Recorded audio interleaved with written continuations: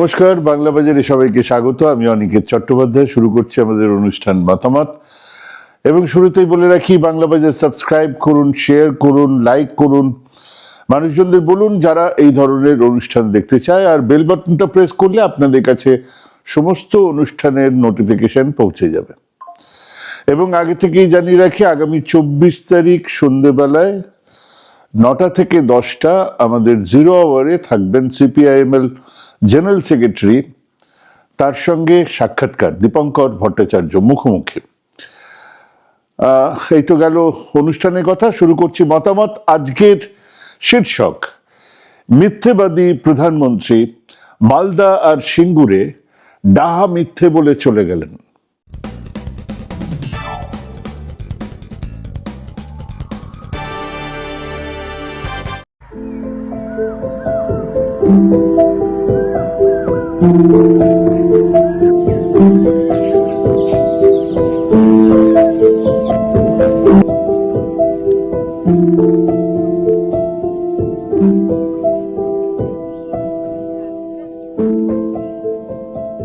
আমি আমাদের প্রধানমন্ত্রীকে 10-এ 9 দিই। হ্যাঁ, মিথ্যে কথা বলার ক্ষেত্রে প্রতি 10টা কথার 9টাই তিনি মিথ্যে বলেন, আর নির্বাচনী জনসভাতে তো সবকটাই মিথ্যে বলেন। কিছু কথা বলেন যা পুরোটা মিথ্যে, আর কিছু কথা বলেন যা সত্যির সঙ্গে মিথ্যে মিশেল, এক অদ্ভুত ককটেল যা খাবার পরে তার নেশা চড়ে। উনি জানেন এই সিঙ্গুর থেকে টাটাবাবুকে তিনি আদর করে অনেক ছাড় দিয়ে সানন্দে মানে গুজরাটে নিয়ে গেছেন, যেখানে জমি অধিগ্রহণ নিয়ে আন্দোলন করলে জেলে পুরে দেওয়া হয়, যেখানে স্ট্রম আইন বলে কিছুই এক্সিস্ট করে না, যেখানে সেই ছাড় দেবার পরে শিল্পপতিরা গেলেও রাজ্যের মানুষের কোনো লাভ হয় না, পুরোটাই একটা মিথ্যের ফানুস। ওই গুজরাট মডেল। বিরাট উন্নয়নের ঢাক বাজানোর পরেও সবচেয়ে বেশি ম্যাল নিউট্রিশনে ভোগা বাচ্চাদের জন্ম হয়, সেখানে সবচেয়ে বেশি বৈষম্য তৈরি হয়, যে রাজ্যে আম্বানি আদানির আয় আর সম্পদকে জুড়ে একটা ফানুসের চেহারা তৈরি করেছেন মোদিজি, সেই তিনি এ রাজ্যে এসে মিথ্যের পর মিথ্যে বলে চলেছেন। সপাটে বলে দিলেন যে এ রাজ্যে জুট ইন্ডাস্ট্রি ঢুকছে, কারণ রাজ্য সরকার কিছুই করে না। রাজ্য সরকার অনেক কিছুই করে না, সেটা তো নিশ্চয়ই আছে, কিন্তু উনি কোন কথাটা বললেন? জুট ইন্ডাস্ট্রি ঢুকছে কারণ রাজ্য সরকার নাকি কিছুই করে না। অথচ এই জুট ইন্ডাস্ট্রির জন্য জুট কর্পোরেশন অফ ইন্ডিয়া আছে, যা ওনার সরকারের হাতে। জুট প্রোডাক্ট নিয়ে গবেষণাগার আছে, যা ওনার সরকারের হাতে। অবলীলায় মিথ্যে বলে গেলেন উনি। উনি এই কথা বলছেন 18 তারিখে সিঙ্গুরে, আর তার মাত্র আগের দিন ইন্ডিয়ান জুট মিলস অ্যাসোসিয়েশন থেকে ওনাকে চিঠি লিখে ওনার সরকারকে জানানো হয়েছে যে বরাত নেই, কাঁচামালের দাম বাড়ছে, 75,000 শ্রমিক বেকার হয়ে যাবেন, কিছু করুন। উনি জানালেন বিজেপি সরকার হলে তবে জুট ইন্ডাস্ট্রির উন্নতি হবে। কিন্তু এগুলো তো আসলে ওনার বক্তব্যের ফালতু অংশ, তা উনিও জানেন। এসব পাবলিক শোনে না, বোঝেও না, যেটা বোঝে সেটাও বলেছেন। অনুপ্রবেশ হচ্ছে, এমন অনুপ্রবেশ হচ্ছে যার ফলে আমাদের ডেমোগ্রাফি মানে জনসংখ্যার চরিত্র বদলে যাচ্ছে। সোজা বাংলাতে মুসলমানের সংখ্যা বাড়ছে। ইনিয়ে বিনিয়ে এই মিথ্যেটা তিনি বলেন, এবারেও বললেন। ওনার দলের নেতারা বলেন, শুভেন্দু থেকে শ্রমিক এই কথাগুলো তোতা পাখির মতো বলে যান। সমস্যা হলো এই মিথ্যেবাদী প্রধানমন্ত্রী তো সাংবাদিক সম্মেলনে বসবেন না। একবার মাইরি বলছি, দেশে অনেক বড় বড় সাংবাদিক আছেন, তারা নমস্য, তাদের দরকার নেই। আমার মতো একজন ছোট্ট অতি ক্ষুদ্র সাংবাদিকের সামনে যদি ওনাকে বসানো হয়, উনি আবার ঢোক গিলবেন, আধ গ্লাস জল খেয়ে স্টুডিও ছেড়ে বাইরে চলে যাবেন, কথা দিচ্ছি। আধ ঘন্টা যদি আমার মতো একজন তুচ্ছ সাংবাদিকের সামনে বসে দেখাতে পারেন, তাহলেও বোঝা যাবে। কিন্তু আমরা তো জানি, কিছু হ্যাঁ হ্যাঁ হেঁ বলা সং আর পালতু কুকুর ছাড়া অন্য কারুর প্রশ্নের মুখোমুখি উনি হবেন না। আসুন আবার ওনার কথাটা নিয়ে কিছু কথা বলি। আগেও বলেছি, আবারও বলবো, অনুপ্রবেশ নিয়ে উনি যা বলছেন তা কেবল মিথ্যে নয়, তা আসলে বিষ ছড়ানো। হ্যাঁ, উনি জেনে বুঝেই বিষ ছড়াচ্ছেন, সাম্প্রদায়িকতার বিষ। নরেন্দ্র মোদী থেকে শুভেন্দু অধিকারী বা শ্রমিক ভট্টাচার্য যা বলছেন তা হলো মমতা বন্দ্যোপাধ্যায় রোহিঙ্গা ঢোকাচ্ছেন রাজ্যে, অনুপ্রবেশ হচ্ছে। তাদের দাবি পশ্চিমবঙ্গে বাংলাদেশি আর রোহিঙ্গা অনুপ্রবেশকারীদের সংখ্যা অস্বাভাবিক হারে বাড়ছে এবং এই রাজ্যের জনবিন্যাসে, ডেমোগ্রাফিক স্ট্রাকচারে তার একটা ব্যাপক প্রভাব পড়ছে। এবার গল্পের গরু কিভাবে গাছে ওঠে দেখুন। শুভেন্দু অধিকারী প্রকাশ্যেই বলেছেন পশ্চিমবঙ্গের নির্বাচনী সমীক্ষা হলে 1,25,00,000 বাংলাদেশি মুসলমান আর রোহিঙ্গা বাদ যাবে। কোত্থেকে এসব গাঁজাখুরি তথ্য পান জানি না, কিন্তু দাবি করছেন যে রাজ্যের মোট জনসংখ্যার 35% নাকি অনুপ্রবেশকারী। মানে এই মুহূর্তে রাজ্যের 10 কোটি জনসংখ্যার 3.5 কোটি বাংলাদেশি আর রোহিঙ্গা। অতিরিক্ত শুকনো নেশা করলে শুনেছি বেশি হ্যালুসিনেশন হয়, এটা কি সেই নেশার ফল? তা না হলে এই ধরনের বক্তব্য মানুষের মধ্যে এক ধরনের ভয় আর অনিশ্চয়তা তৈরি করে বই কি। উনি কেন করছেন? একজন বিচারপতিকে জানি যিনি ওই গাড়ির মধ্যে পেট্রোল শুকে নেশা করেন, তা ইনিও কি সেরকম কোনো শুকনো নেশা করেন? আর এক নির্দিষ্ট সম্প্রদায়ের প্রতি বিদ্বেষমূলক মনোভাবকে উস্কে দেওয়াটাই কি ওনাদের কাজ?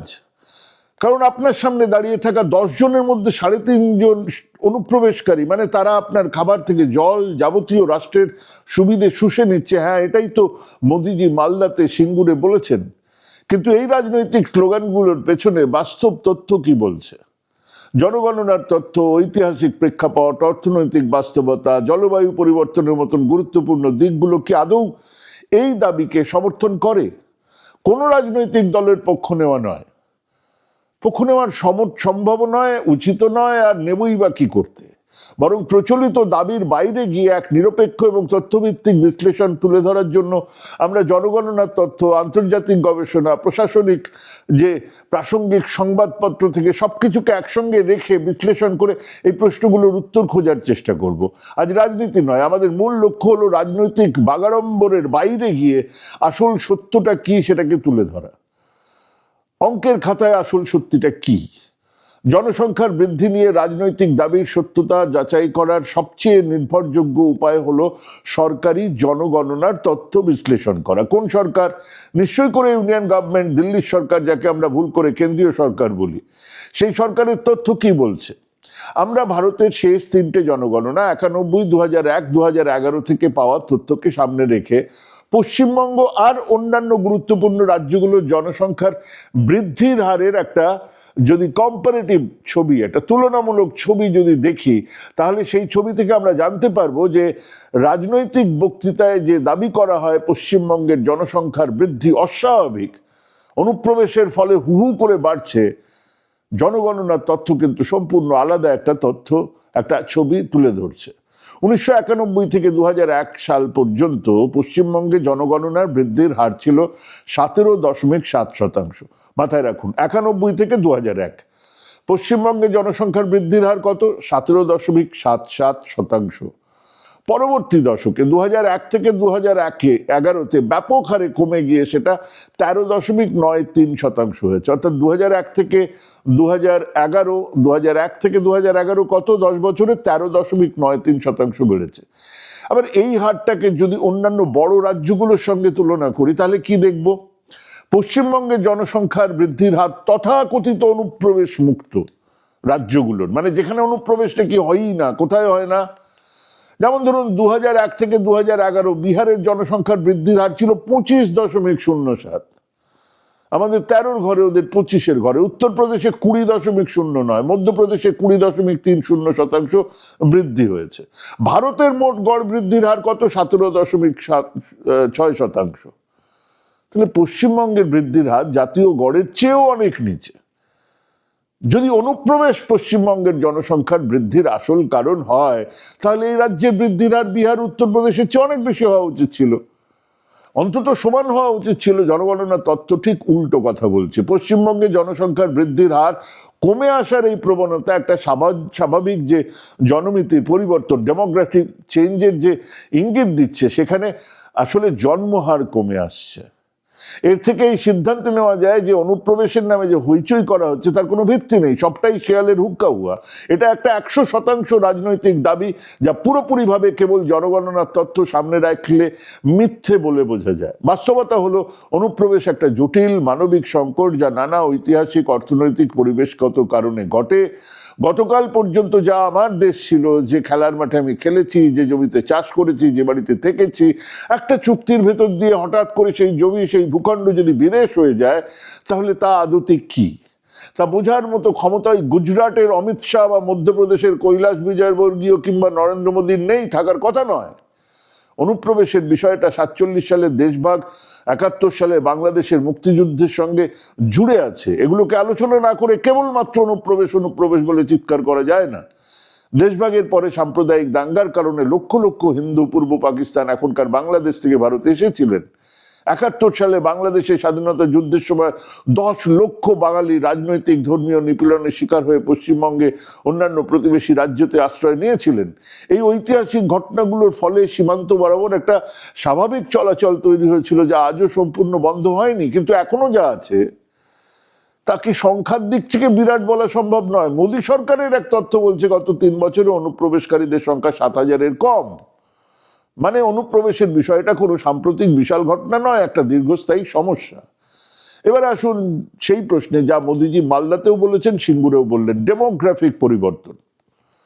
সত্যি কি মুসলমানদের জনসংখ্যা এমন হারে বাড়ছে যাতে করে তারা আর কবছর পরে ভারতে হিন্দু জনসংখ্যাকে ছাপিয়ে যাবে? হ্যাঁ, রাজনৈতিক নেতারা প্রায়শই এই দাবি করেন। মুসলমান জনসংখ্যা নাকি এমন হারে বাড়ছে যে অদূর ভবিষ্যতে তা হিন্দু জনসংখ্যাকে ছাড়িয়ে যাবে, যা ভারতের জনবিন্যাসকে নাকি বদলে দেবে। জনগণনার তথ্য এই দাবিকেও সমর্থন করে না। 2001 থেকে 2011 সালের জনগণনার তথ্য বলছে সারা দেশে হিন্দুদের জনসংখ্যার হার 0.7% কমে 79.8% দাঁড়িয়েছে। কতটা কমেছে? 0.7%। একই সময়ে মুসলমানদের জনসংখ্যার হার 0.8% বেড়ে 14.2% হয়েছে।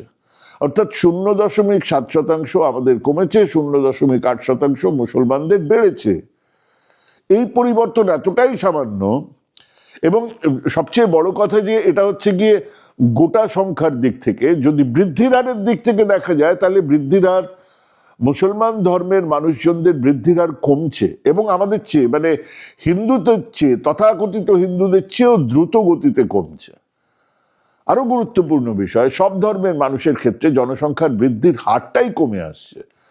2001 থেকে 11 হিন্দুদের জনসংখ্যার বৃদ্ধির হার কমে দাঁড়িয়েছে 16.8, আগের দশকে যেটা ছিল 19.92। মুসলিমদের ক্ষেত্রেও একই প্রবণতা দেখা যাচ্ছে। তাদের বৃদ্ধির হার 91 ছিল 29.52, সেখান থেকে ব্যাপকভাবে কমে 24.6% নেমে এসেছে। এটা গত 6 দশকে মুসলিমদের জনসংখ্যা বৃদ্ধির হারের সবচেয়ে বড় পতন। এই প্রবণতা থেকে এটা স্পষ্ট যে মুসলিমদের জনসংখ্যার বৃদ্ধির হারের উচ্চতা ধীরে ধীরে কমে আসছে।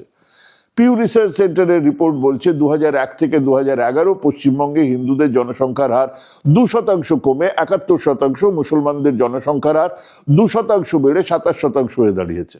এই পরিবর্তন জাতীয় গড়ের চেয়ে সামান্য কিছুটা বেশি, কিন্তু ওই যে মুসলিমদের সংখ্যা হিন্দুদের ছাড়িয়ে যাবে, এই প্রচলিত ধারণা যে ভ্রান্ত, যে ভুল বা যে মিথ্যে বিষ প্রচার, সেটা কি করে বুঝবো? এবং বিশেষ করে এমন একটা সময়ে যখন রাজনৈতিক নেতারা মুসলিমদের জনসংখ্যার বৃদ্ধির যে হারকে ব্যবহার করে একটা ভয়ের পরিবেশ তৈরি করছেন, ওরাই সবকিছু কেড়ে নেবে, ওরাই সবকিছু কেড়ে নেবে। প্রধানমন্ত্রী নিজে গিয়ে বলে আসছেন যে আপনাদের সমস্ত, দুটো গরু থাকলে নাকি একটা গরু কেড়ে নিয়ে চলে যাবে, যা একেবারে একটা কমিউনাল প্রচার। যেহেতু মুসলিমদের বৃদ্ধির হারও ব্যাপকভাবে কমে আসছে, হিন্দুদের থেকে বেশি দ্রুত কমে আসছে, তাই জনসংখ্যা বৃদ্ধির হারের পার্থক্য সময়ের সাথে সাথে আরো কমবে। এর থেকে বোঝা যায় যে মুসলিমদের জনসংখ্যা হিন্দুদের ছাড়িয়ে যাবে, এই দাবিটা অবৈজ্ঞানিক, অসত্য, ভুল, মিথ্যে। কিন্তু দুরাত্মার তো ছলের অভাব হয় না। একটা নতুন গবেষণাপত্র এই রাজনৈতিক দাবিকে সমর্থন করার, খাড়া করার চেষ্টা করে। সেই প্রতিবেদন প্রধানমন্ত্রী নরেন্দ্র মোদীর অর্থনৈতিক উপদেষ্টা পরিষদ থেকে বের করা হয়েছে। আসলে এই ধরনের গবেষণা প্রায়শই একটা নির্দিষ্ট রাজনৈতিক উদ্দেশ্য পূরণের তথ্যকে অপ্রাসঙ্গিক প্রেক্ষাপটে এনে হাজির করে দেয়। এই উপদেষ্টাদের গণনাও সেরকম একটা অসম্পূর্ণ উদ্দেশ্য নিয়ে তৈরি করা কিছু কথা। পশ্চিমবঙ্গের সীমান্তবর্তী জেলাগুলোর, যেমন ধরুন মুর্শিদাবাদ, মালদা, উত্তর দিনাজপুর, 24 পরগনা, এই সমস্ত জায়গায় মুসলিম জনসংখ্যার বৃদ্ধির হার বেশি ছিল। তবে এই পরিবর্তনের কারণ হিসেবে শুধুমাত্র অনুপ্রবেশকে দায়ী করা ভুল। আর্থসামাজিক কারণ, যেরকম মুসলিম সম্প্রদায়ের মধ্যে সাক্ষরতার হার বৃদ্ধি, সেই অনুপাতে জন্মহার কমে আসার প্রক্রিয়া কিছুটা সময় তো লেগেছে। আর সেই কারণে এই জনসংখ্যার পার্থক্য দেখা যায়, এটা একটা প্রাকৃতিক জনমিতিক প্রক্রিয়া, একটা ডেমোগ্রাফিক প্রসেস, যাকে রাজনৈতিক উদ্দেশ্যে অতিরঞ্জিত করা হচ্ছে। যদি সত্যি কোটি কোটি মানুষ ভারতে প্রবেশ করে থাকে, তার প্রাথমিক এবং সবচেয়ে বড় প্রভাব কোথায় পড়বে? সীমান্তবর্তী রাজ্যগুলোতে, বিশেষ করে পশ্চিমবঙ্গে। কিন্তু জনগণনার তথ্য তো অন্য ছবি তুলে ধরছে।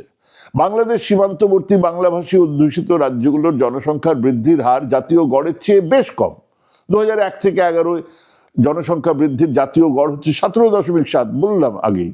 পশ্চিমবঙ্গ হচ্ছে গিয়ে 13.8, অসমে হচ্ছে গিয়ে 17.1, ত্রিপুরার হচ্ছে গিয়ে 14.8। মিথ্যেবাদী প্রধানমন্ত্রীর তত্ত্ব সত্যি হলে এই রাজ্যগুলোর জনসংখ্যা বৃদ্ধির হার জাতীয় গড়ের থেকে বেশি হতো। অর্থাৎ এক্ষেত্রে বিশাল সংখ্যা অবৈধ অনুপ্রবেশের প্রমাণ পাওয়া যেত, যা নেই। বাস্তবে ছবিটা ঠিক উল্টো। ভারতে বাংলাভাষী মানুষের অনুপাত মোটের ওপরে কমেছে। 1991, 2001, 2011 সালে জনগণনা স্পষ্ট দেখিয়ে দিচ্ছে যে এই সময়কালে ভারতে বাংলাভাষীদের আনুপাতিক হার কমেছে। 91 সালে এই হার ছিল 8.3%, 2001-এ সেটা হয়েছে 8.11%, 2011 সালে আরো কমে দাঁড়িয়েছে 8.03%, সামান্য উপরে। এই কমাটা অনুপ্রবেশের দাবি ঠিক উল্টো দিকে ছবিটা বলছে। যদি বাংলাদেশ থেকে হু করে লোকজন এখানে ঢুকে থাকে, তাহলে বাংলাভাষীর সংখ্যা বাড়তো। বাংলাভাষীর সংখ্যা বাড়ছে না কেন? কারণ বিরাট সংখ্যার বাংলাভাষীরা ঢুকে এলে মোট জনসংখ্যা তাদের অনুপাত কমার বদলে বাড়ত। রাজ্যয়ারী পরিসংখ্যান বলছে এই তত্ত্ব ধোপে টিকছে না। দিল্লি, উড়িষ্যা, উত্তরপ্রদেশ, গুজরাটের মতো রাজ্য যেখানে বাংলাদেশি বিতরণের খবর আমরা এখন রোজ শুনছি, সেখানে সামগ্রিক জনসংখ্যার বৃদ্ধির হার বাংলাভাষী জনসংখ্যার বৃদ্ধির হারের চেয়ে অনেক বেশি। মহারাষ্ট্র 0.07, কর্ণাটক 0.06 বা হরিয়ানাতে 0.09% মতো হাতে গোনা, যেখানে বাংলাভাষীর সংখ্যা সামান্য বেড়েছে।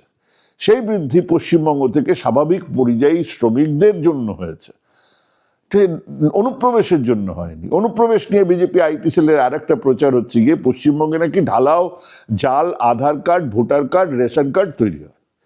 দেখবেন প্রায়ই এটা হোয়াটসঅ্যাপে আসে। এই অভিযোগ যদি সত্যি হয়, তাহলে রাজ্যের জনসংখ্যার অনুপাতে এই কার্ডগুলোর সংখ্যা অনেক বেড়ে যাওয়ার কথা। কিন্তু এখানেও তথ্যে মিলবে না।